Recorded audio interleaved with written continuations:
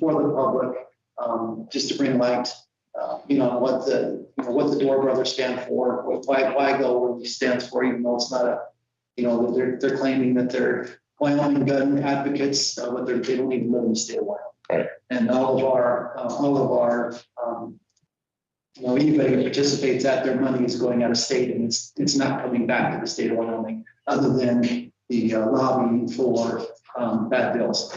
Yeah. For law enforcement, our public, for our state. So, yeah, thank you. I know Mayor Miller was down there pretty much all the 2 months. It felt like 2 months, didn't it? It was good to see you.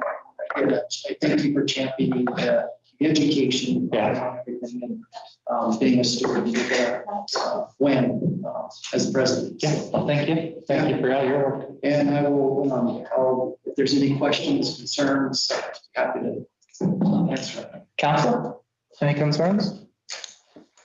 Really appreciate you and Mr. Lund talking to the landowner about that. I spoke to that citizen actually on my way over here, and sounds like the snow fence got wrapped up at least for the short term. So I'll be pleased with that. Yeah, it's still there, but low water's we'll try to get something remedied right away. And they're, like I said, they're really eager to do something. Just because they're very they're aware of the ecology, the wildlife, and everything. So they're wanting to do what's right too. So I mean, that makes it easy. I mean, we're a good, responsible landowner for that corridor, so I'm happy that's that. I also had a quick question for you, Sheriff. Yeah. It's that time of year, we're starting to get tourists and out-of-towners come through. I live on South Franklin, and I notice it on Tyler as well. People are starting to rip through above and beyond the 20-mile-an-hour speed limit, and recognizing that your capacity is limited. Are there suggestions that we as the town or we might be able to implement to help encourage? With the good weather that we've had recently, we probably can start getting the speed signs out. Get those present, and also just our presence, just putting that, marked vehicle out there on Franklin, Tyler, that'll help too. And issuing citations and warnings. So that would definitely get people's attention. So I will definitely pass that on, put it out to the troops to, try to be a little bit more present. Is there a specific time of day or? I was just out on Saturday working on my truck, and there was somebody ripped bike probably going 35, 40 on just that little stretch to the park. So, and that's pretty common in the summer, and yes, and very much a mix of in county and out of county and out of state. So yeah. All right. Thank you. Thank you. Thank you. Really appreciate everything you do. All right, next item on the agenda is going to be the consent agenda. Pretty straightforward. We have the Little League concession contract for 3 months. How did you work out in my head there? 3 months. They're just, I think this, that this is higher than the previous one. So I think this is going to be a good, and I think they're planning to offer some really good concessions there. Encroachment agreement at 1365, 1470, 77, 1170, 1180, 1190. I think that's all in everybody's packet. This is mostly just going to be landscaping that's going on. Driveways. We have upgrade requests for the wastewater treatment facility, as well as pond covers. The interior meter installation at 1170, 1180, and 1190 J Street. And then also the public access easement at 777 West Pond. Is there anything on here that council would like to ask about, would like to take out of the consent agenda? Otherwise, happy to entertain a motion. Just so you know, council, at this point, we have enough times where we have approved the interior meter installation. Generally because there'll be like a fire service, and that's why we like have it on the indoor. So we're just kind of sort of putting that on the consent agenda because I feel like we've discussed the matter enough. But if you're get concerned, we can bring it back up. I'll move that we accept the consent agenda as listed here. Thank you. Also, moved by Councilman Loftus, second by Councilman Swafford to approve the consent agenda as published. Is there any further discussion? Questions, comments, criticisms? All those in favor, please say aye. Aye. Those opposed? Motion carries 5-0. All right, I'm jumping down. We are, as I said, going to go ahead, even though the Suffolk County Chamber is listed next on the agenda. We did advertise 5:30 for that discussion. So with everybody's forbearance, I'm going to go ahead and just keep on going, and we'll come back at 5:30 to have this discussion. Other town business G1, the encroachment agreement at 127 Foxwillow. This is a little bit more complicated than the previous one. Abe, I'll let you dive into it. Mr. Mayor and Council, Kelsey and I met with the owners of 127 Foxwillow Drive last week. They are looking to rebuild their fence and seeking a fence application to do so. Typically, those are pretty straightforward. This is an odd lot in the town of Pinedale. I'm going to go ahead and share it on the screen so you guys can follow along here. Let's see if that works. All right. This is on the corner, right near the corner of Foxwillow Drive and Agate Street. And by definition, this lot has 3 front yards. We did confirm with Attorney Ed Wood that the Agate Street portion he'd be fine as defining as a side yard for the purposes of this lot and the use of Agate Street. But as we were looking through the fence application, this fence was originally constructed back in 2000, prior to 2009. So it's been there for nearly 20 years. All the homeowner is wishing to do is rebuild the fence with a different height, and we can't permit a fence that's in the town right away. So to do this would require an encroachment agreement. We have done one of these in the past where we're not really using the right of way. We have the right to ask them to move it in the future if we should need it. He would like to know if he could keep it here as it's located. And we met with him. I didn't see a problem with it, but I also don't have the authority to execute that. He is here to represent his case to you guys if you guys so desire to hear from him. But before we can move forward on this fence application, he just needs an answer. Can he leave it where it's at and go from 4 feet to 6 feet? Or is this something that council would like him to move it on his private property at this time? Council, I'm comfortable with this. So It's been there 20 years. this How close to that property is the proposed pathway back there? The pathway will weave actually further to the north. Okay. Generally, it's going to be something of this nature. Okay, so there's plenty of room there. I'm Okay. not going to use that right away. I could see this piece of right away turning into a de facto parking lot for a couple of vehicles over time, but never extending further to the east to be a road or a street. Fair enough. Mr. Holler, would you like to say anything? I think this is pretty straightforward. Give you an opportunity to speak if you want to speak. So, yeah. Council, any comments? Any disagreement with this? Otherwise, I'll entertain a motion. We are covered if we ever did decide to.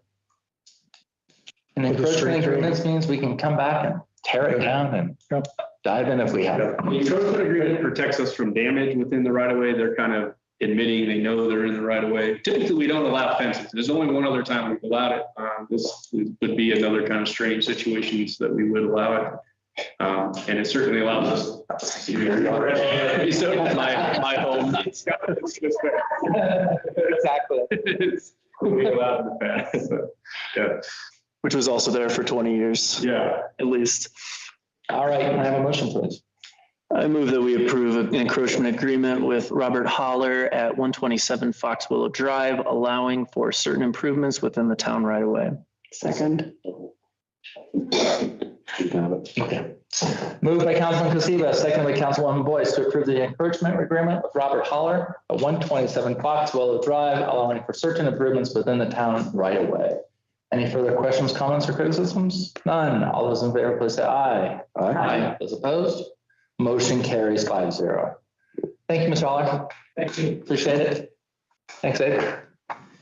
Abe will get you all the final documents. We'll get it all signed. All right, next item on the agenda is. What? Not me. The next one is a sad one to bring forward. It's sad and it's good. I think people are excited about it, but we are at this point proposing to go ahead and do an early look of the no dig. You're going to do a test this week or yesterday or today. Yeah, the guys were checking it today. I didn't get final confirmation. They were checking some of the bad parts like K&M subdivision where there's a lot of shade. We have not witnessed frost in a couple of weeks. In general right-of-way conditions, there's a few areas in the shade that might still have some frost, but I think it can probably come out as possibly as early as tomorrow. So I think what we'd like is council to approve, obviously pending mayor approval and advice for the director of public works. If it's tomorrow morning, we'll just make it tomorrow morning, but if it's Thursday, we'll make it Thursday, Monday, if it has to be Monday. It's typically April 15th, so we're almost a month ahead of schedule. That means people can get a lot of construction done this season. Contact Being Wireless immediately. I've had several inquiries about fiber installs. So. Any questions, council? If not, I'll entertain a motion, please. Do you want that motion to say that you can set that with the? Yeah. Okay. I move that we approve the no dig at the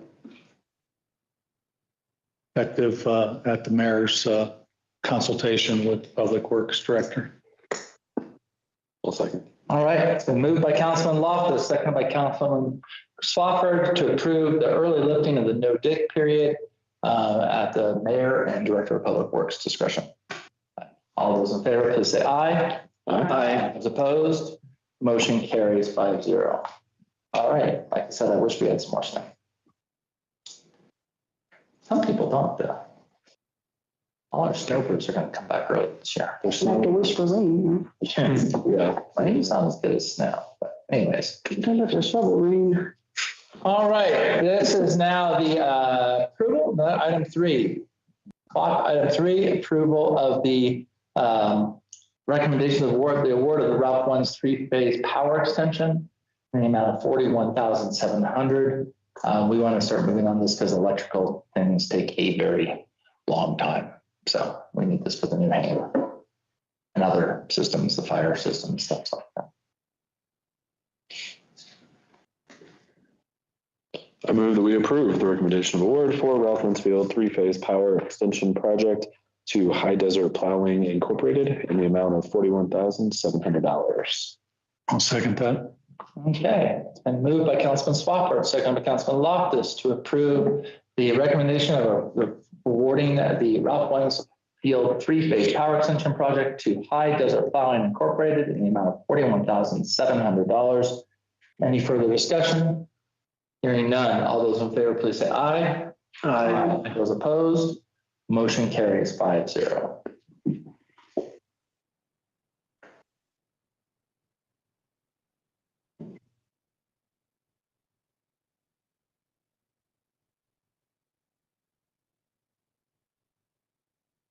All right, next item is our Pine Street Rehabilitation Project update. Good things going on, Abe. Mr. Mayor and Council, I've got good news and bad. There's lots of news on this project, and we are working hard at all the intricate details to get this job get this project heading in the right direction. For members of the public who are unaware, Pine Street will be reconstructed by the state of Wyoming, WYDOT, in 2028. It's the scheduled date for that reconstruction. The town of Pinedale submitted on a Safe Streets and Roads for All grant, federal government, and was awarded $3.3 million to add for pedestrian improvements within that project, as well as some water, sewer infrastructure, et cetera. We were successful in getting that $3.3 million. It required an $827,000 from the town of Pinedale. We subsequently went to the governor's grant, so you guys are aware of that, and we were awarded that grant. So the project is 100% funded by state and federal monies. So the town of Pinedale is not on the hook for any local matches. One piece of bad news that the town received after we were awarded the project is that the water and sewer infrastructure portion is not eligible for the Safe Streets and Roads for All portion of the project. They awarded us the entire funds and want us to spend the money on the project. They love the master plan, they love the project that's going on, but we have to kind of reallocate a few $100,000 from one piece of scope to other pieces of scope that regard to the Safe Streets portion of the project. Now, there's plenty of ways to do that, and I've been working with Jorgensen Associates on different alternatives. They prepared this document for us for today. Obviously, this table, I'm going to do my best to highlight here, is approximately the cost, adding some different scope items and removing the water and sewer enterprise piece that was the original grant application. We have about 400,000 that comes out of those two that we've got to reallocate somewhere else. And we're still updating our cost estimates. It's the recommendation of Jorgensen Associates, who's helped us with all of this, that we go ahead and allocate the money for the pathway on the east side of town and extend all the way to the rodeo grounds and getting that piece done with this portion of the project. And then if that is funded, then to move into some of the conduit extensions for lighting in the future that would allow us to do a very simple lighting project at the back end with a future tap project or something of that nature. And so I wanted to initiate the conversation with you guys, seek a little bit direction of how to proceed forward. I'm still trying to, we have 4 ARSs with whiteout that we have to get in place to kind of keep this administratively heading in the right direction. It's based on these cost estimates. And we'll be combing through these in detail over the next month. I just need a little direction on with that extra 400,000, which pieces of scope the council would like us to pursue and putting that together.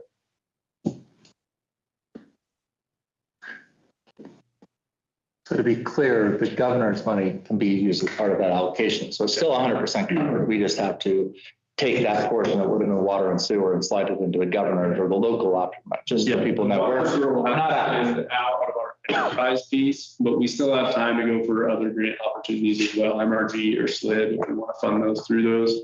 But this money from the governor is matching $4 of federal to 1 of local, and it will carry across. So we put the water, this sewer under the governor's portion. That has to match the federal money. So no, the water and sewer will have to go for a separate application. Okay. Yeah, just double checking because I want to make that was clear. So we have 400,000 from the federal and the state that we need to spend. Yeah. Right now, this table shows kind of the additional costs going to the east Pine Street pathway extension. 592 there. Yep, 592,000. You can see though that number, we still have an inflation contingency number 400,000 down at the bottom. So like if we started by saying, hey, let's throw that scope piece in there, we kind of have a contingency that we're moving around within all of those scope items that I'm comfortable we can probably get that in there. And if we can't, then I would say, hey, we can't get that piece in there. Awesome. Comments?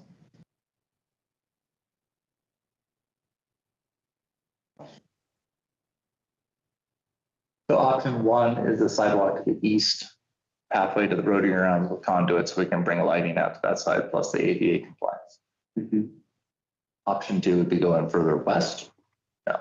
Option 2 would be we could extend lighting further. Could go straight to lighting and with the east end there. That would kind on the east side or on just both sides. both sides. On both sides. So we're talking lighting or ADA compliant sidewalks with conduits.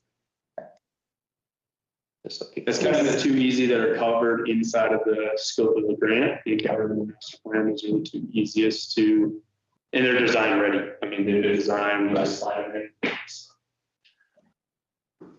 So maybe I'm misreading this, that section, second options from Barber Creek to Country Club Lane, is that not an? That piece is going in already. Yes. I think the only thing you added here that's new is the ADA compliant sidewalk. So we're saying we could take that out. Yeah, in the pathway from back to rodeo grounds. Yeah, excluding. And what's funny, jumping ahead a little bit, but our priorities, lighting and sidewalks and pedestrian safety, tied.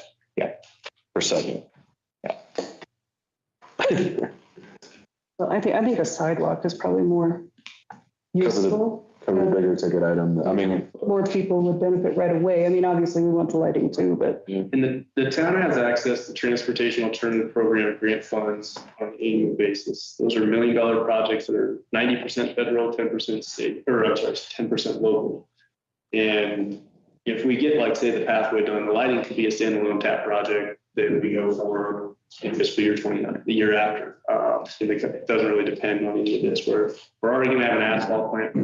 I feel like the pathway is probably the same thing, but gives the best extension of the town and the lighting policy.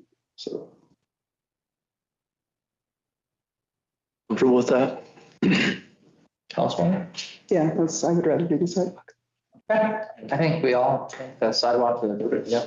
So I will proceed accordingly. Is there any questions on the Pine Street project from council? I'm good problems. up to date. So any questions? Oh, just good job with all the things. Yeah, the grants have been great. The grant agreements and the contracts on the back end are. You having fun with That's the fun. And I got a lot of questions. But I mean, He's leaving in 3 days. that's $4 million that goes into the town of Pinedale. 4.7. Yeah. Yeah, Ford change. Yeah. It's pretty cool. It is good. I'm really happy. It's been one of our, getting that road fixed will be good. And the fact that we're getting White House working with us on it is actually extraordinary. Because I remember when we used to have to sit there and fight with them and remind, I almost got run over when I gave them that tour. So I'm glad they finally realized that 191 is our main street. Why not a huge advocate for the project? Yeah, that's cool. Good almost sacrifice. I think, yeah, I try. All right. Well, you have your direction, Abe, to move forward. All right, we'll go one more. G5, new hangar construction project update. Mr. Mayor, Council, on this project, a hangar project out at the Pinedale Airport, our CMAR contractor is currently in the bidding phase for sub-consultants. So we had a pre-bid meeting here inside the agenda, or I kind of put the agenda for the pre-bid meeting that was held here last week. Pretty good interest from sub-consultants, which is great. It's great for hopefully controlling budget and really seeing what the market can do to hopefully bring the cost estimates down. We are expecting our RFIs are due by March 25th, and then bids are due by April 8th. As soon as those bids are due, CMAR contractor the construction has 1 week to pull together their GMP, and then that is scheduled to come to council on April 20th for consideration. Special town council meeting to get that project underway. As long as the GMP comes into place where you guys are comfortable, where we can get on a contract, that project would begin shortly thereafter. So, Great. I don't know if anybody reads the mayor's minute. I know Max does, because Max is always making a comment about it. But Riley was good enough to get information, and this has not been officially released, but the White Dot Aeronautics is now reporting that we have a $13 million economic activity at the supplementary airport. It used to be 4 million. So in 5 years. yeah, it's pretty impressive. Yeah. So just as a call out, there's a lot of, they had a lot of aircraft operations this year, but I was very happy about that. And I was glad we got the information from me early so I could give people that update. Any questions about the hangar? Mr. Pierce, I assume I'm going to guess I know the answer, but no change on delivery of the 3-phase equipment. Not at this point. I did speak with Heather this week. I'm expecting to have a Rocky Mountain Power contract by the next council meeting. She's working pretty hard to do it, and she's been answering questions to our contractor, who you guys just hired. The bidder that we had recommended for award, High Desert Plowing, has been in contact directly with Rocky Mountain Power about sizing the final pads and some different things. So they have all the answers they need. So Heather's done some of the engineering. We should get the final contract by our next meeting.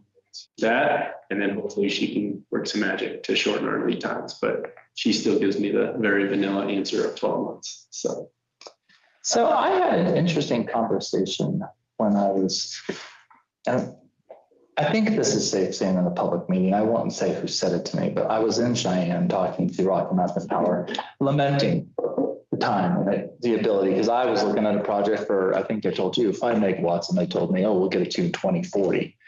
And they said, well, if you were doing a 200 megawatt project, we could get it to you sooner. So I don't, I guess Heather might come back and say it's shorter than 12 months, just heads up. But Typically what they do is they give us the answer, and then once they have signed contracts, whatever project gets They work this ready for order, if they have the equipment, they'll give it. If they have another project that's lagging, or Right. sometimes these projects are something that someone contract and it takes them 3 to 5 years just to have the infrastructure in place to use it. And so we're hoping that they can find equipment or shorten those lead times, but we don't have any.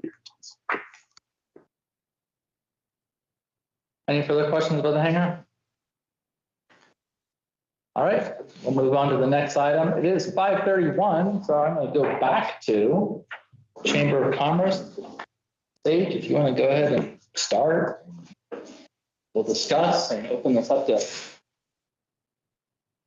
public, and if people want to ask questions, feel free. This is an informational session. So we want to make sure people understand. You could bring up one or two of the stuff. Just have them ready. I have them. Mayor and Council, thank you for putting this on the agenda again, and thank you for, again, discussing the fifth penny and initiative and everything that goes with that. I have been asked if we could speak up. There's someone hard of hearing in the area that we can just kind of speak. Talk louder. Yeah. Project. Exactly. So again, I think maybe we've discussed it and just opening it up for some questions, or Mayor Murdoch, did you want to give an overview, or just, I feel like we've overviewed this quite a bit. So if we want to go ahead and open to discussion. Yeah, I mean, I think the only thing I can say, the general idea is currently 69% of all sales and tax revenue goes to Cheyenne. On the fifth penny, 99% stays local and 1% goes back down to Cheyenne, the Department of Audit, to just manage the Department of Revenue to manage the funds. So the 1 penny is actually the equivalent value of 4 pennies. And then the money is then distributed by population. So, it comes into the county. So the county will be getting a portion of $3.5 million. The town of Pinedale, based on current numbers, has a projected revenue of about 1.2 million. Marbleton's about 800,000 and Big Piney is about 400,000. So I know that like the mayor of Marbleton, they have a couple of roads and they're looking at, it's like what? I'm looking at Brian now because you're sitting there. It's like $1 million for a block in Marbleton. People don't realize how expensive it is to do a road because it's more than just pavement. It's conduit, it's piping, it's concrete, it's a lot of stuff. So $1 million for a block. It makes it very difficult. So Marbleton has several streets that they would like to do. So I think that there's that money. The county will get $3.5 million. What the county does with it, or the Coras, the Daniels, the Bondurants, the Bargers, that's up to them. That's their decision. And I know on the town of Pinedale, we just recently finished our priorities scoring. And I think, we're looking at some pretty high expenses like roads that we have not been able to get to as much as we would like to. So we can dedicate some of that money so that people in the community know where that money is going to. I will also say that the Impact Assistance Fund, that's not what it's called. What's it called? Industrial Impact Fund is requiring that every community be taxing to their full capacity. They feel that if you're not taxing to your full capacity, why should they turn around and penalize a private person to pay for an impact fund? And so if you're wanting to leave money on the table, the state's like, we're not going to penalize them and have them give you money. So the money that's coming in is about 15 million. Sheriff Flitter's here too, so he knows it's about 15 million that if Sublette County does not participate, the bulk of that will be going to Lincoln County and some to Sweetwater and some to Carbon. I thought you went to maybe, yeah, you're right. You went to. But they all agreed that if Sublette County does pass the fifth penny and gets it in time, that we would qualify for about $7.5 million. So to be clear, the town of Pinedale is only getting like 300,000 of that $7 million. The remainder is going to the sheriff's department, the hospital, Marbleton, Big Piney, the airport out of Big Piney, also the road that the dry healing plant is going to be driving on. The county will be able to take that money and pay for the road to get done. So that all has to be done. Just so people all know that that road has to be completed. There will be an impact on these communities. And if we don't get the money, then that money has to come out of the county budget. That money has to come out of Marvelton's budget. That money has to come out of Big Pine's budget. Pinedale, when we did the numbers, again, I'm sorry, what was the name of this? The Dunn study? It's not the Dunn study. No, it is. I think that sounds right. Done study. So they have a way, and they try to figure out who's going to get impacted by the number of hotel rooms. And Pinedale should have, according to that study, got almost 5 times as much money. But we recognize that the project's taking place in South County. We didn't want to contest the allocation of 300,000. We feel like they're going to have the ones that are much. So people ask the question like, well, you know, why are they having to do that? That tax money that's being paid, the 15 million, is being paid by the Dry Pine Helium Project. It's not being paid by taxpayer money.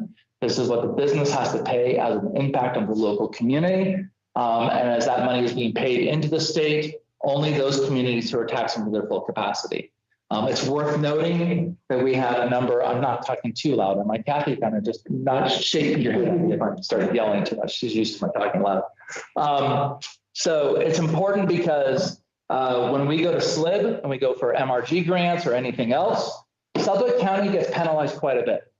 We have $180 million in reserves in Suffolk County. The town of Pinedale doesn't have 180 million, and Marvelton and Big Piney don't. So when the town of Pinedale goes for a water project down in Cheyenne, I am asked almost every single time by the governor or the secretary of state, who are very nice people, and they know the answer before they ask it, but they ask it anyway, is, are you charging to your full taxing capacity? And my answer has always got to be no, we're not.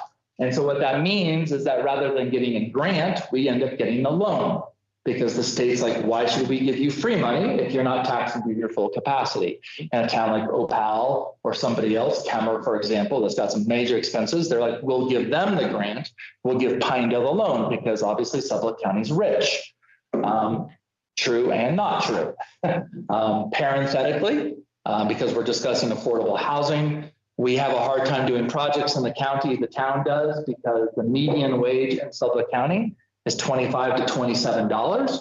And so we have gone to the Wyoming Business Council to try to get projects and funding for projects in town. And we've had multiple businesses have to walk away from the funding because median wage in Pinedale is like $12 to $13.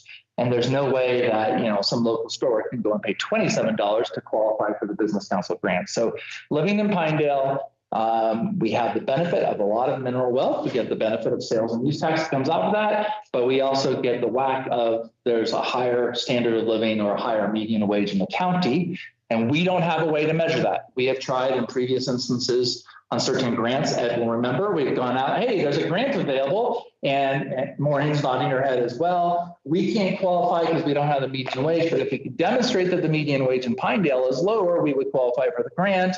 And we've gone around asking people, would you fill out the survey? And people like, we don't want to tell you how much money we make. And so no surprise, but it is kind of hard. So the fifth penny, we need to have the fifth penny. It is only for 4 years. It can only go back it goes back to the ballot. And that can go back to the ballot if the 3 towns ask for it, or the 2 or the 3 towns ask for it, or the commissioners decide, or if another petition is signed. But if it goes on, it will come off in 4 years unless it gets revoted on. 4 years is the typical standard time. And there's only 2 counties in the state of Wyoming that don't have a fifth penny, and that would be Park County and Sublette County. And everybody else has 5, 6, 7 pennies. So we're actually really low. And the concern that people are going to go and do business in Sweetwater County because they don't want to pay an extra penny here is really unfounded, because Sweetwater County has a higher tax rate than Pinedale does. So that makes much sense. Even with the fifth penny? Even with the fifth penny, right. So Sweetwater County's got 6, right? So anyhow, just to put that out there. So am I hitting all the high points? I just have one question. Yes, please just jump in. So when you say taxing to capacity, yes, what is capacity? So capacity is the full 5 pennies, that we have the option to go to the 5 pennies. So that's where we have to go. Okay. So now the towns have the ability, so that people know, the state of Wyoming is, I think, structured very nicely. We have an amazing constitution that I seem to always be defending down in Cheyenne. And towns cannot impose taxes. We can't. We can only, we have to ask the county to allow a fifth penny. We have to ask the county for a 6th penny or a 7th penny. We can't just institute it. We do have 8 mills that we can do on the property tax. We could drop it down to 7, but that doesn't take. So we have it at the full 8. The only county in the state that doesn't take the full 8 is anyone? Teton, 1 or 2%, right? 1 or 2 mills. And so we have our property. So that's the only thing we can impact. So we cannot come back and put more taxes on anybody. And a 6th penny tends to be like, hey, we're going to rebuild a new aquatic center. And so we're going to raise money for a 6th penny for that, or we want to build a new road. 7th penny can be a little bit more special use or general. But generally, we cannot get a 6th penny until we have a 5th penny. So if tomorrow we all wanted the airport, we thought the airport was a great project, and I picked on that because I think it is a great project, and we wanted to put another $10 million in the airport to bring in X, Y, and Z, and we wanted to get a 6th penny, we could not get the 6th penny without first having the 5th penny. So we are blocked from that. And that's just kind of the way this Constitution rolls. It's a really great way. It protects the citizens so that the citizens have every ability to speak into the process. And there can be no elevation of a tax without it without going to the city, without going to the community. So did that answer? More than. A little bit, but that's good. Okay, so I think if we just open to. Right. Can I bring up the graphs? Well, I was just agreeing that we should get some questions from you. Yeah, I want to bring this up. Everybody has this. Can you make it a little bit bigger? I mean, everybody has it probably on. Do maybe one at a time. Yeah. So Anyone not put their hand up? but people online can watch this as well. And so anyhow, I wanted people to know. So the town of Pinedale has multiple revenue sources. So the first graph shows what those revenue sources are.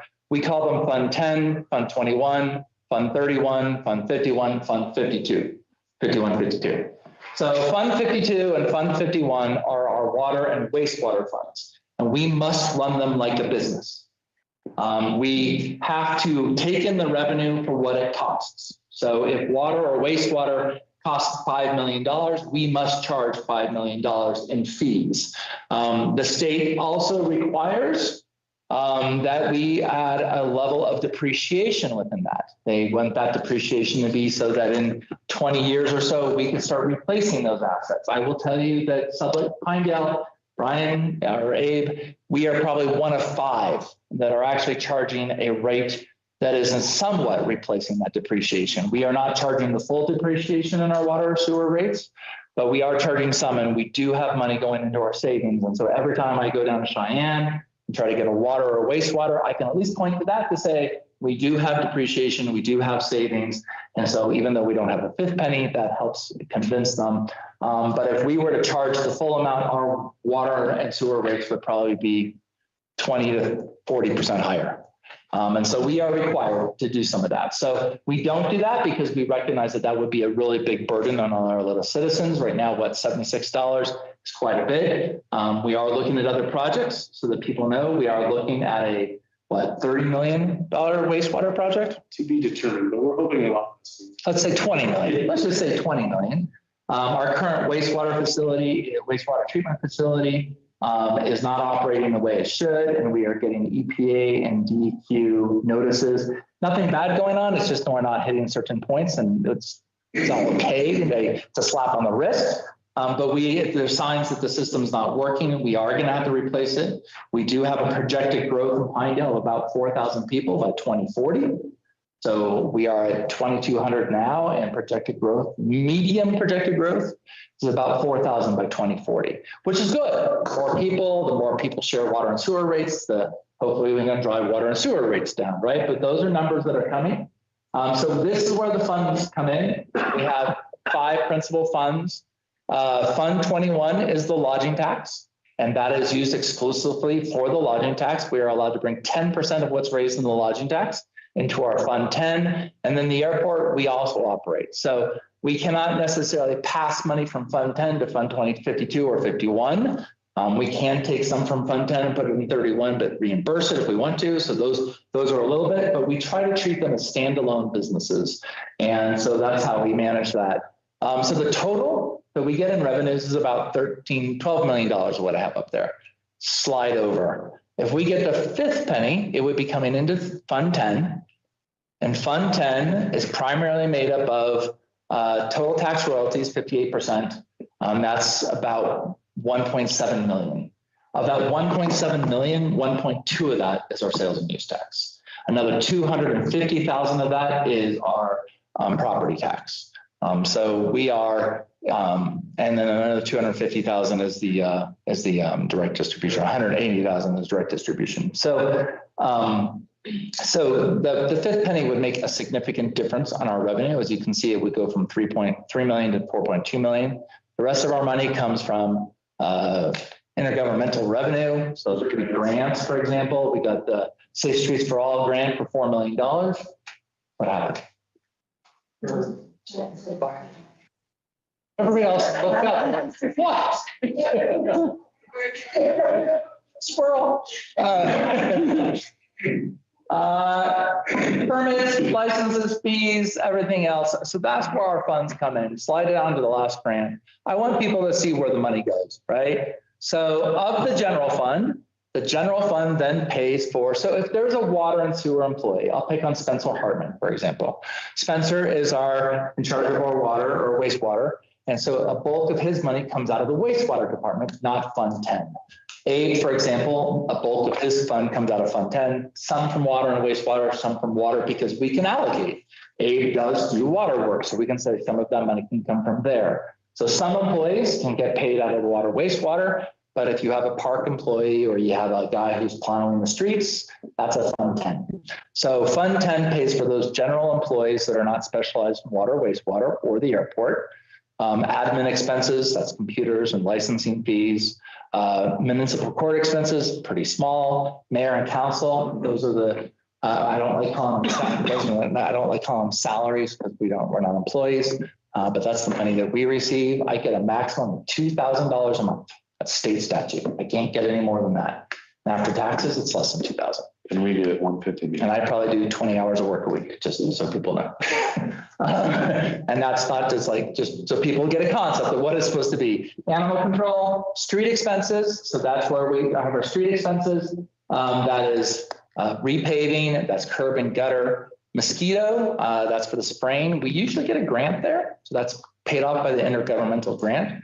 Park expenses, that's everything that everybody would imagine. Engineering, that's some of Abe's department and Chelsea's work with planning and zoning, and work that they have when people come in for a fence that they want to get an encroachment agreement. That's where the money comes from there. Public works and maintenance, that's repair and taking care of equipment, as well as the equipment maintenance. So I think that answers most everything. So I wanted people to see, so if the town of Pinedale were to get 1.2 million, we look at like chip seal.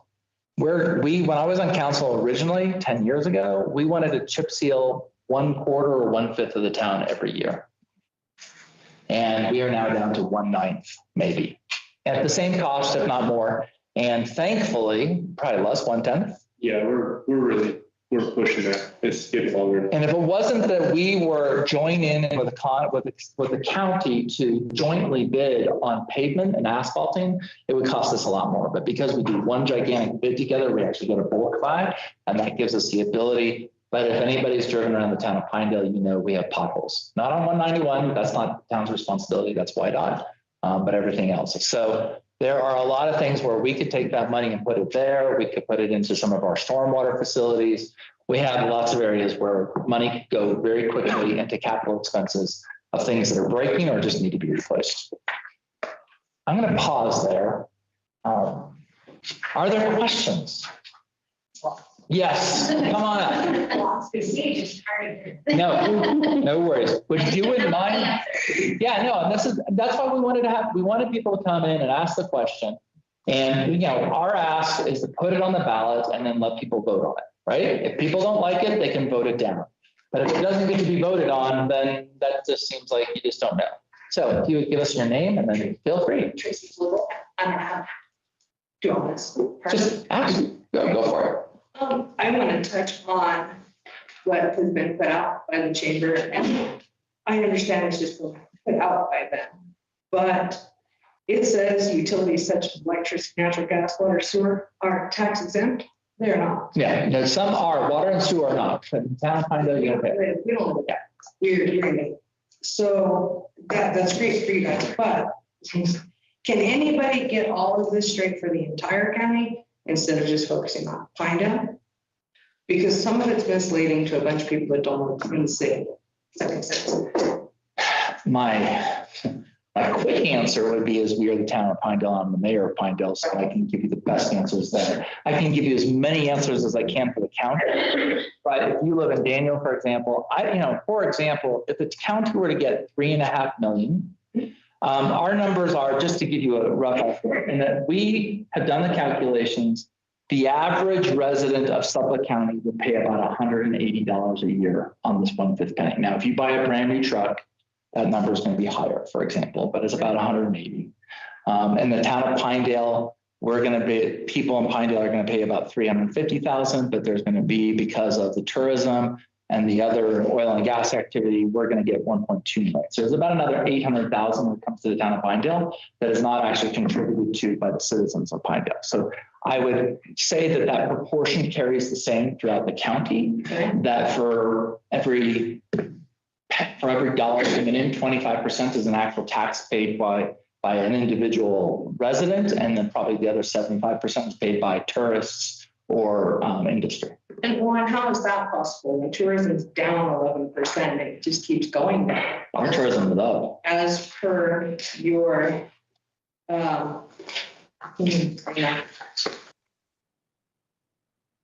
Suffolk County Visitor Center numbers, and tourism is down, and dollar amounts are down. Our dollars are up in Suffolk County, or not in Pinedale, I don't know what that measurement is. I don't know. That's why I brought it. So in Pinedale, our lodging tax has gone up. Our numbers are significantly larger. Okay. Go So for it. Oh, I was just Because he's on the count. there is a little separation between the visitor center and their lodging tax base. okay. Pinedale gets a carve out because we passed it on the last. So there is a separate carve out, I guess, is probably the only way to think about it. The thing that's interesting is like 75% or 80% of all lodging in Suffolk County is actually inside the town of Pinedale.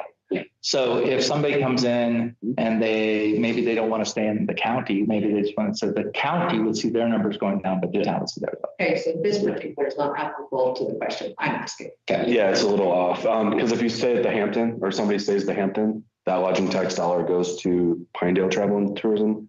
Lakeside would go to the county. Yeah, that's jurisdiction. Yeah. Yep. The lodging tax receipts, I'm on the county visitor center board. Lodging tax receipts are up year over year in the county as well. Okay. So when she says it's 11% down, Are you saying? I think it's countywide occupancy has been down, but hotels have adjusted, increased their prices. And so the proportional tax that visitors are paying has actually increased. Perfect. And then it says the sunset clause applies in this. It does not. How does that happen? at the end of 4 years, this tax goes away. Sunset clause, that's not the same. This is a general. There is no sunset clause. This is a general one, everything that, so it sunsets, if you will, because at the end of 4 years, this tax can no longer be imposed unless it comes back to vote. Unless it's voted off or unless it comes back to vote. It's off. Go back. Yep. Because we keep comparing Park County to this and they're not. Park County doesn't have it. They do not, Nope. because they have the sunset clause when they did their special permitting 1%. So they don't, yeah. That's all I want, is I want So this is straight. Yeah, so to be clear, so what can happen is we could put it on the ballot to say we want a permanent fifth penny. Sure. What we're doing is we just want a 4-year fifth penny. So at the end of 4 years, unless we bring it back to the ballot and it gets voted on, it ends. Okay. Now, in other instances, if it, that can pass for it and they'll pass a permanent fifth penny, like a lot of counties have done that, and they'll include a sunset clause. Okay, yeah. So, but if this project only runs 3 years, because that's what we're reading in different, Rocket Miner and other. Yeah, the construct. So 3 years, if it's up and running, we get our last payment in the end of 3 years, why do we have to pay another 1 year percentage? Because we have to get all the impact money. Correct. So it's not really a sunset clause, but the sunset clause will be at the end of the project. No. You're confusing sunset clause, tying it to the industrial impact fund. They're They're not the same. They're not the same. So the industrial impact fund is proposing a 3-year construction period. The project is going to be here for 50 years, right? So hopefully it'll be here for longer, right? Yeah, so they're predicting that. So the point is generally, you know, when taxes come in, they're at that every 4-year, kind of a 4-year cycle. So that's just, it's a 4-year cycle, and we're getting in on the 4-year cycle. If the county decides that they want it to go away on year 5 or year 4, then it just doesn't come back. So it's not, I mean, sunset clauses are things like we generally will put into a bill. We'll have a sunset clause. There is no sunset clause type of the industrial impact fund. Correct, but it is in this handout. That's what I'm trying to clarify. It's statutory time. It's statutorily timed 4 years unless it's reenacted. That's right. It doesn't have to be voted down because it may not even come to a vote. It then come to a vote, terminates by provisions of the state. And that could just be like a typo because it will sunset, right? You could argue it's going to sunset in 4 years. But they're different. They're totally different. Yeah. Generals and sunsets are totally different. And this is a general that they're asking for. Right. So that's all I want is clarity for everybody to be clear. Because this sounds great. Good. It really does. I'm glad you think so. When you do part of the homework, though, it's not true. Which, It's not true for everybody in the county. in what The way? cities, well, like we were talking tax exemptions and everything else, that's not true for everybody in the county. So to be clear, like I looked at my Rocky Mountain Power has a sales tax of 4% on it. Yes, they're required to by the state of Wyoming. Right. So it'll have 5%, right? It will. Sure. Okay. But like in the town of Pinedale, probably Marbleton, Big Piney, there is no sales tax on water and wastewater. So that utility doesn't. So, Sure. but then there are still 57 other items that are exempt from sales tax. Oh, yes. Right. I know what those are. They're agriculture and machinery. 4 of those apply to everybody in this I room. know. Food, don't forget the food. Oh, yeah. So groceries, donations, I know what those are. Oh, taxidermy. Yeah. Sure. But so how does that doesn't do Elvis any good. It doesn't do 90% of people here any good. We're not into manufacturing. We're not into providing internet or electricity or agriculture, who gets funding back from the state and from the county. Well, We're all in that boat. well, yes and no. I mean, I know what you're saying, but if I can encourage you to think about it from a different perspective, the number of people that come into the town of Pinedale and go to our post office, go to Ridley's, go to one of our parks, or take advantage of PAC, or take advantage of different things that are within the town limits of Pinedale, Great Piney, or Marbleton. 60 to 65% of the population of Suffolk County resides within the towns. Sure. So right now, already, just from the 5th penny coming into the towns, 65% of the population is going to benefit from it. But the remainder of the county, there's still 3.5 million coming to the county. So if you live in Daniel or Cora, you can easily go to the county commissioners and say, hey, with this 5th penny, you're going to have $3 million a year. What projects could we do over the next 4 years for our communities, for our areas, these roads? And those are things that Chris can come into. But our roads are highway and dirt. I get it. But I mean, so That's it. And it's not just that. It's Jean, fixed income, Social Security. She can't afford another $180 a year. She can't afford another 1% on her budget going. So then what? yeah, You know, it just doesn't. And then Sage and I were talking about vehicle registrations. yeah, And great, $80,000 vehicle. you got it. You're No, you got another penny on it. You're right. Yep. Yeah, sure. But some of us, to replace mine, and this isn't even like for like, this is base model. I'm looking at $70,000 right at the top. So And then I've got to get into semis and 40-foot trailers and. So what is to keep us taxing or tagging them here instead of tagging them in Idaho, where it's cheaper? What's to stop with this fifth penny? We can't all afford to do that. We can't, not for 32% of the population of the county. Because that's who gets the perks. well, Towns get- no, because the county gets the perks. You get $3 million coming in. Oh, Great, for our dirt road. Well, no, I understand that. I want to be very clear. You're not wrong. There's our people who are living. Everybody's tight, everybody's trying to make it, oil no luck. And we've stayed, and we work, and we work, and we work. Yeah. For what?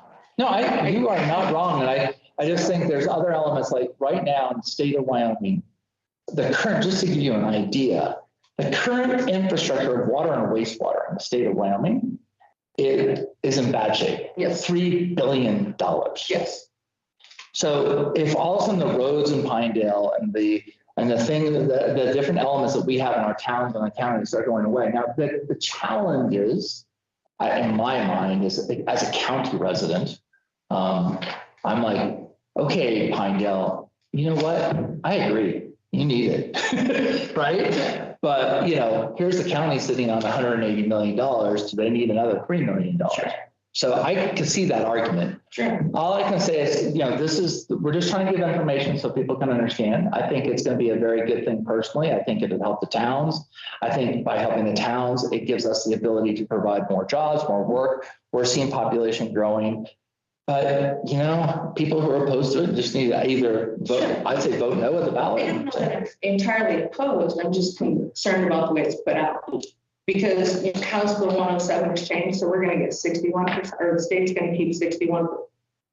61 goes to their state, 39% comes back to county on sales tax. No, that is true and not true. I have the bill.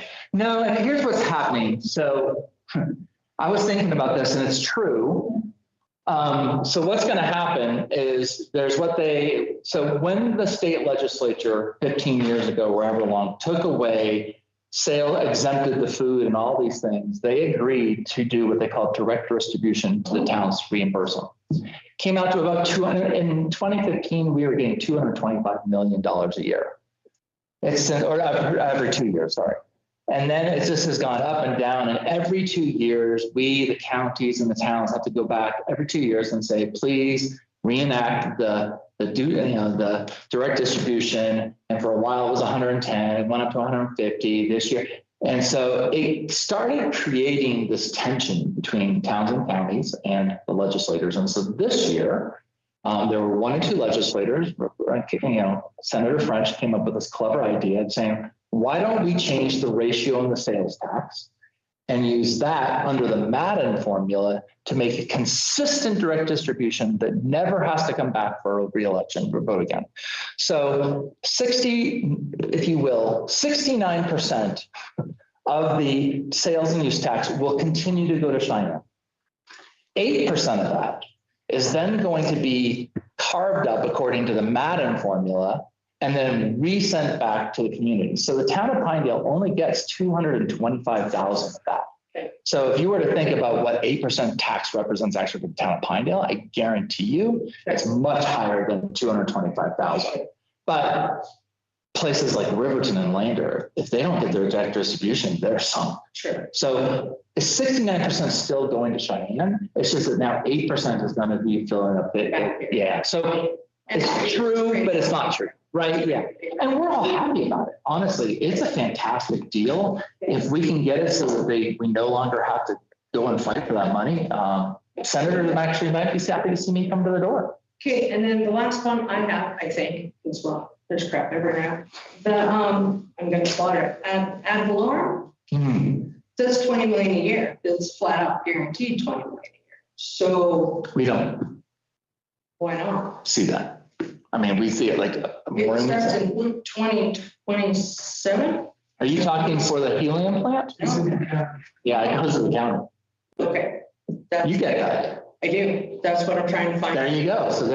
So that. See, this is what I need. You get that. Not what you're in. Because everything in here isn't that clear. Yeah. So there's a whole pile of stuff that I'm going, I know. It's just. Well, and I really appreciate the chamber taking the time to do as much as they can, but it is a complicated order. Yep. So, and that's what I think is, because I know a lot of us in the county, they don't even know. Yeah. And they've done their job. They have their meetings, but when they don't know, yeah, they're like, no, I don't know. What do you mean? Because this is important. It is. But then they read this stuff and I'm like, this is crap. But that makes a difference. For this is city, part of this is city, part of it's not. Gotcha. And if I am understanding what you're telling me, with the sunset clause, then everything that's written in the law is not clear either. Is that fair? No, sorry. No, yeah, I got you. So it is, I have documents as part count, so.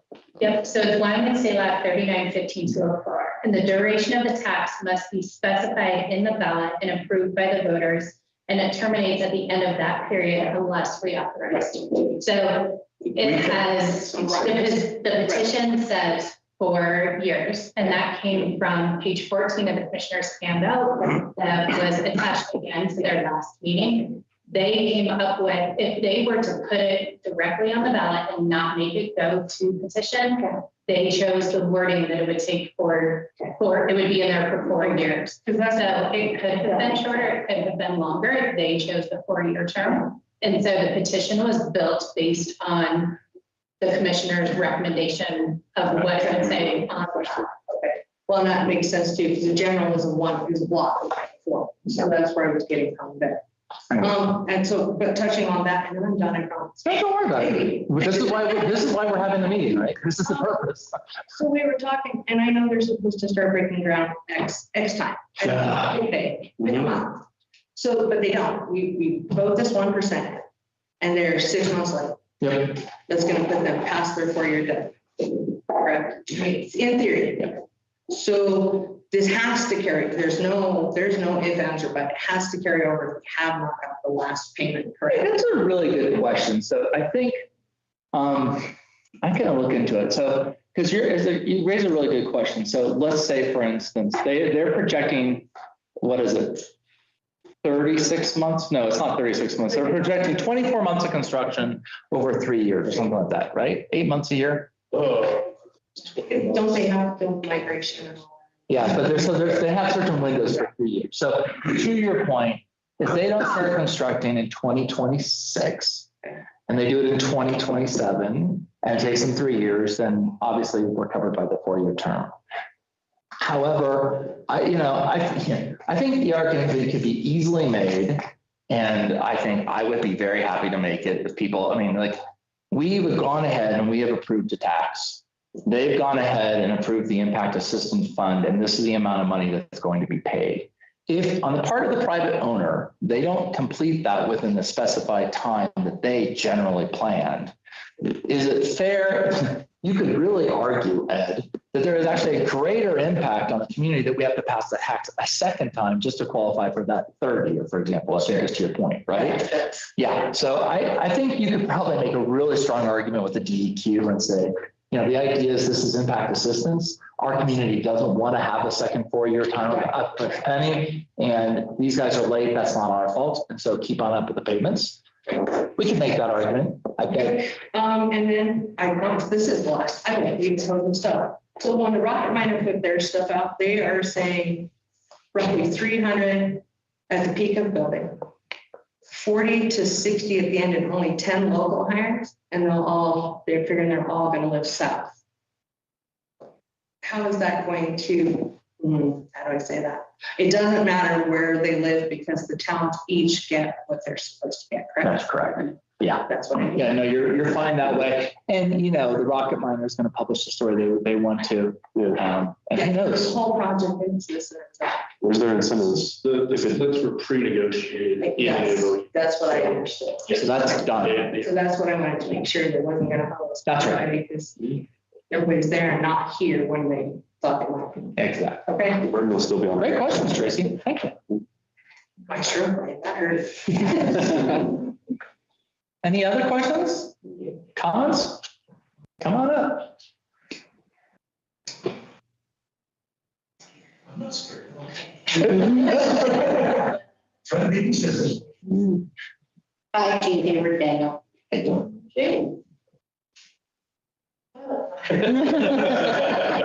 Sorry. We love Peggy. Peggy Huckleberry. Okay, let me go back. Let me start at the back.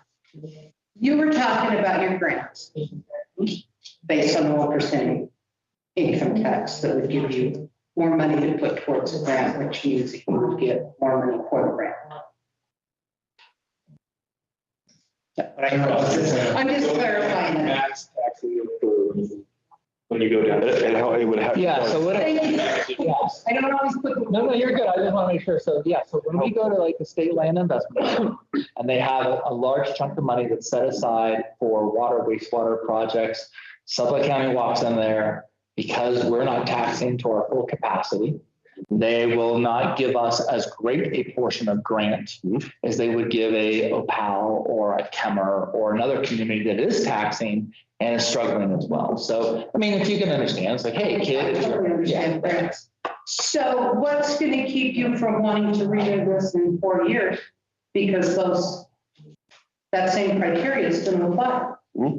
Yeah. So now in 4 years, you want to keep it going because it helps you with your grant. We might. It would still have to go to an election and get voted on. Yeah. So if folks don't like it in 4 years, let's say hypothetically it does get voted in. If people don't like it, then they just simply won't vote. It's just as similar like the lodging tax. Every 4 years it comes up, it gets voted on yes or no. It gets voted, like the last one was yes, it's still in place.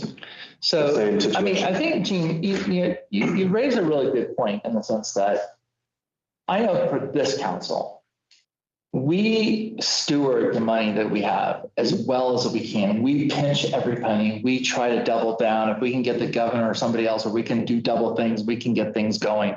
We work really hard to make every penny go. It's like for my years in Africa, stretch it as far as you can, right? My goal as mayor, and I know as council, is that if we were to get 1.2 million this next couple of years every year, we want to make people know we've done good with your money. We've respected your sacrifice. We've taken this money, we've invested it. There's a return on it that you can look at and say, you know what, that money did something. Now, I have no power on what happens in Daniel or whether the county would do that or not. I have no influence on that per se. But if we were to come back and forth, No, but we would pay for it. well, my point being is like if money was coming in, and at that point, you could argue that there's a certain amount of money that's going to come in and go to 62% of the population, and then there's 38% of the population that gets to distribute this 3 million somehow. And hopefully there will be projects they'll say, hey, let's do this, let's do that. I don't know what the county commissioners are going to do. But we would come back maybe and say, you know what, we'd love to have the fifth penny in a second term. And hopefully people would say, you know what, you did a great job with our money. We're happy with what you did, but the towns and the county are better for it. Yes, let's do it. Or people are going to say, you know what, we don't want to do it. And at the end of the day too, the county commissioners also get elected. So if they're not doing what you want, living in Daniel as a county resident, then somebody needs to step up and run for that position, and you would then vote them in because they're willing to do something for your community specifically. Because I mean, at the end of the day, like those 5 electeds are electeds just like us 5 electeds. And so if they're not doing every 2 years, if they're not showing you as a resident in Daniel that they are responsibly spending your taxpayer dollars currently, and therefore you don't want to trust them with more tax dollars, vote for someone else. Yeah. You know what I mean? They don't know. And that's what, no, and rightfully so, and rightfully so. And I guess that's my point is like, Suffolk County, you have to, as a whole, this isn't just Pinedale, I'm not trying to preach, but if you don't like the way that things are being done, vote new people in. That's the whole point. And so like, if they're not doing enough in Daniel, let them know. It sounds like you have. Good job. Oh, yeah, you can have 5 weeks. They're like, you get it. Yeah, love that. Love that. But that, I mean, that's the whole point of it. I feel compelled to, be part of the county. Thank you. Good, bad, or indifferent. No, it's important. Because we're all Vigilance together. is the eternal price of liberty. If people don't pay attention, then that's what Which we have a lot of, which. Unfortunately. you want to go in and find out. According to the Department of Revenue. Yeah. That they stopped taking my calls. The town can get your 1% or just the towns. It doesn't have to be a county vote, but the towns can impose that 1% just for the town. Yeah, but then you wouldn't qualify for the industrial impact fund. It would. My understanding, yes. I don't believe so. Dr. Moore, what's her name? That's the great guru of the City Impact Council, Yeah. is the one that told me. I don't think that's, I would disagree with that, but I would just ask for Tom to verify that, because I know. I can call her again and re-verify. Because the current agreement that is under what that binds all the counties together with DEQ and the Blue Spruce program, it's clearly specifies county participation. So if Pinedale were to pass the fifth penny, I don't think the money, the $15 million or the $7 million would flow to Suffolk County. Or if I guess it did, we could ask for a bigger portion of it. That might be what happens. That could be what happens. They change the whole distribution and the town of Pinedale suddenly scores 5 million. Sheriff, oh, he's gone. Oh, Well, that's the first I've heard that. Yeah. The impact money that you qualify for, voting in the 1% would come just to Pine. Some would come to the county. Well, the agreement, the way that they have agreed to those, we don't get. Yeah. Okay. And then if you talk about the money going in the county and it just goes to the county, that doesn't always necessarily be true, because the county does subsidize the county. No, it does not. How much do you pay for law enforcement? I pay $10. Yeah. Should we do a calculation of But you have law enforcement. how much Stockman's pays on property tax, county property I tax? don't care how much they pay. Well- I'm just saying the county does help the county. Well, it's true, but we also pay county property taxes in the town of Pinedale, and that amount actually is very sufficient for covering the law enforcement. No, I understand that, but the towns do have Oh, we have a a great way relationship. of Yeah. benefiting from what goes to the county. Yeah. Okay. Yeah, we're all working together, and I mean, the fact that we have a unified fire, that's a fantastic argument, right? Unified fire is fantastic. But if you look at how much property taxes are collected in Pinedale, one of our businesses pays more than a lot of ranches in Suffolk County. Right, but your 8% in Pinedale stays in Pinedale. Yeah, or 8, no, yeah, the 250, Okay. yeah, the 250, right. All right. Yeah. But But there's a county mill levy on top of that. yes, Yeah. I realize she does Yeah, to pay 20%, I'm sorry. Right. So who's the actual sponsor of this petition? The Chamber of Commerce is the official sponsor.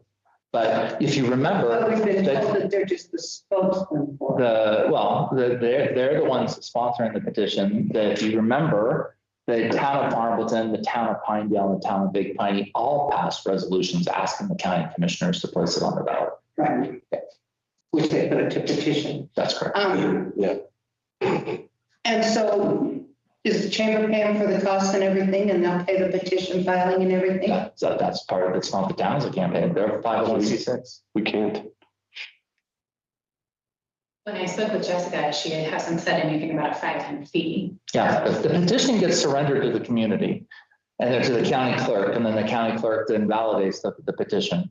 Right. At that point, it's put onto the ballot, and because it's going on a general ballot, there's no additional fee for it.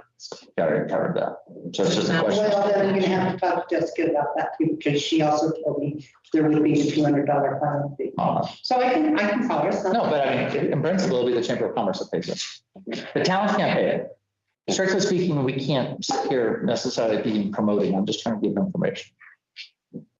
And I think, Gene, the other question I think is important is like, our ask is let the voters speak. Right? If the voters don't want this, let the voters come out and then do it. Yeah, no, I'm just, Right. this is part of my diligence. Because the businesses, the chamber's paying for it, businesses paying to the chamber. That's right. We have a private donation covering the cost affiliated with any political There you go. thing, because we want to make sure that the memberships don't pay for it. The donations received for our programs like Pathways, et cetera. So we've received private donations to cover any, and we've also been asked to do candidate forums for the general election. So we'll be hosting those. So none of the political penny or candidate forums come from any money raised by the chamber or Okay. memberships. And then one of the things that you told us, and part of this doesn't have to do with you guys, but it has to do with. No, the point of this discussion is like to discuss. So, how does this help the businesses? How does this 1% tax help the businesses? Because it helps the town. And if businesses, if the roadways, if they have an emergency in the store, in their business, and the sheriff can't get there, the roads, customers can't come in because the roads aren't being plowed or maintained. Visitors can't come because of infrastructure issues, staffing issues. It's the same infrastructure used to I have to think about safely arrive at the Pinedale Town Hall tonight. Well, but it could also go to, I mean, for example, we have fiber to the home here in Pinedale. That's an awesome thing that every business, like we have, 100 meg service in the community. And that's partially because the town of Pinedale worked really hard with Union, but we put money into some of these things to make that happen. We have a hospital going forward, but the town of Pinedale contributed $1 million to it. We have ball fields.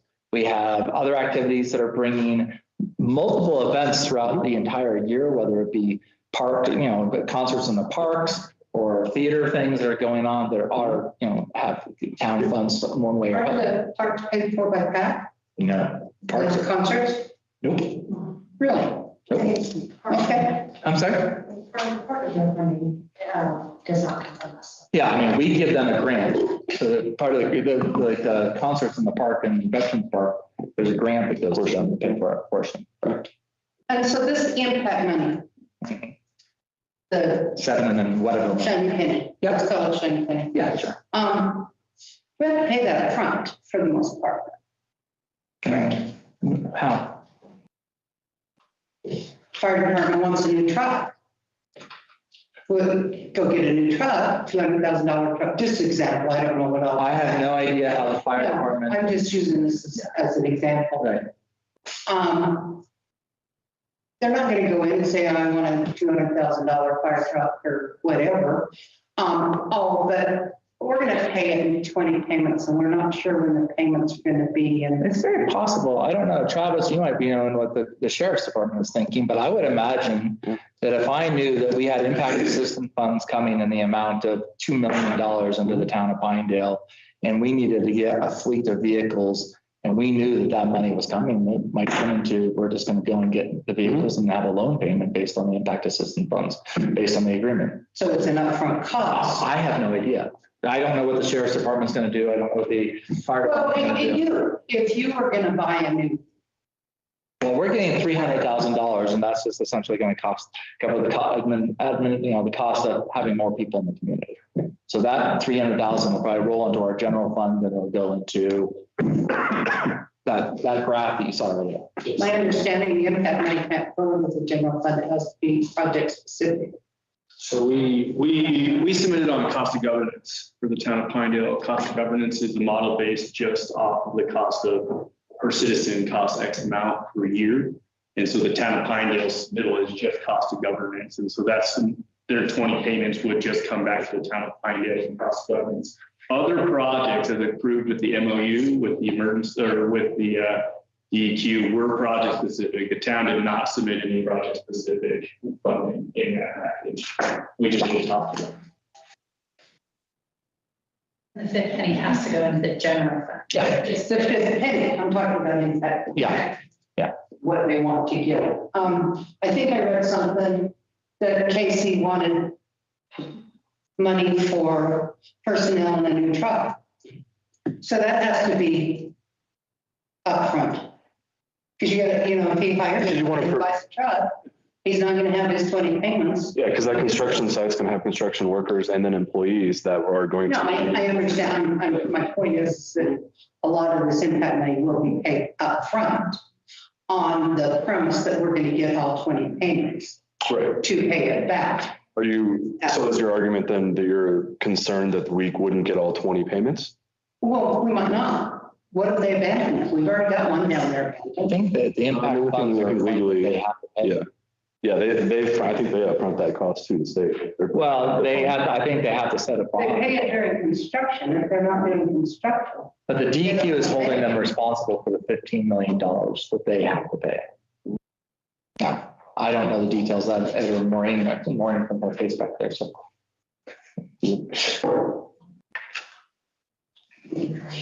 Yeah, I'll call them back again because that's not what I was told. I was told if they abandoned it in 6 months, you got 6 months worth of payments and done. Well, The price of helium, I don't think that they're going to abandon it. Three, say they don't start for you, and then it takes them 3 years. We don't always get projects completed when they're supposed to be done. So now we're into 3 years and 3 months, and this is a specific question I asked. Doc, I should have written her name down, I'm sorry. She's the one in charge of the money and the distribution of it. I said, so if this 1% tax is that it's 4-year ending, but we still have 3 impact payments left, will we still get them? And she said, no, the 1% tax has got to be in place in order to get impact payment. Okay. I have not heard that in my conversations, but I'm happy to go and look into that. So. Also, the price of helium, I'm pretty sure in the last couple of months has hit a record high. So something tells me, economically speaking, that project is probably going to get pushed through. I wouldn't think if you're willing to go this far down the road of making construction, and again, I don't work for Blue Spruce, I have no idea. But just basic economics would say, if they've penciled it out to be. If it works on yesterday's prices. They're probably still going to do it. But I don't know, to your point, I mean, that's not really, I mean, and you're absolutely 100% correct. It's like, from our perspective, there's an agreement between the state of Wyoming and the Blue Spruce dry helium project, helium project. And, I was under the understanding this is the amount that has been calculated that they need to pay. And we were not told that, X, Y, and Z. So, if that's what it is, we'll take a look at it and see. But I know from what I've heard, they're intending to actually break ground very soon. So, and you may or may not be able to answer this. I don't see, and I'm not arguing for or against right now. I'm pointing out everything I've found out that so far points me against. So what's to keep any of this impact money from being rolled into future budgets? I don't think it can. I don't think it can be. No. The cost that you're getting, sheriff's office, Casey gets whatever, 300,000. So, you're still in a truck. He's not just going to hire somebody for 2 years or 2 years and 3 months or 3 years. They're there. They're there. The maintenance on the truck is there. The replacement of the truck is going to be there. So it's going to have to be rolled into future budgets. And let's keep in mind, again, that the sheriff's department, as well as the fire department, for instance, they are county organizations, and the county commissioners, again, are directing their budget. And at some point in time, and I know the fire department has looked at this multiple times, where there had been pieces of equipment that might have gone to the auction block. So keep in mind that there's still this check and balances that's always in place. No, I understand so in that. 4 years' time, the county commissioners could be like, we've created 15 jobs because of the helium project. There's no more money. We don't have X, Y, and Z. The helium project's still going. I'm assuming that the sheriff and the fire and the hospital are still going to be providing some service. And there's going to be revenue coming off of that, come back into the community. So theoretically, there should be an increase in the revenue on that side. But the county commissioners could easily say, sorry, Casey, you got to trim your budget by 10 employees. But Casey can't be there because I don't think. Well, which is why we may not be able to actually answer that. And that goes back to the voters voting in proper candidates at each level, right? Yeah. Yes, we definitely need, good representatives and good candidates. You're absolutely true on that. I think the other, I'm sorry. I didn't mean to interrupt you there. I think the other thing to keep in mind is that, the budget is what the budget is every year. And we look at it and we may have less revenue or we may have more revenue, but we work with the money that we've got. And so if you hire somebody and then, things go down and you don't have as much money, then you've got to decide, is it worth it to keep that person and cut something else? Or how are you going to adjust this? I feel like that's a pretty normal. Hard decision. Yeah. We had to make them last couple of years. Yeah. Multiple things. The revenues from the tax go down significantly. We reduced state employees. So The town of Pinedale, but the county I don't know if I've ever heard of county budget getting cut. They have $180 million in reserves. Roughly. Sheriff's office will basically elected for the last 10 years straight. You have cut every year? Interesting. I mean, you raised some really good questions. And, you know, there's issues that are very real. And that's why, again, I come back to is like, this is why this decision should be made and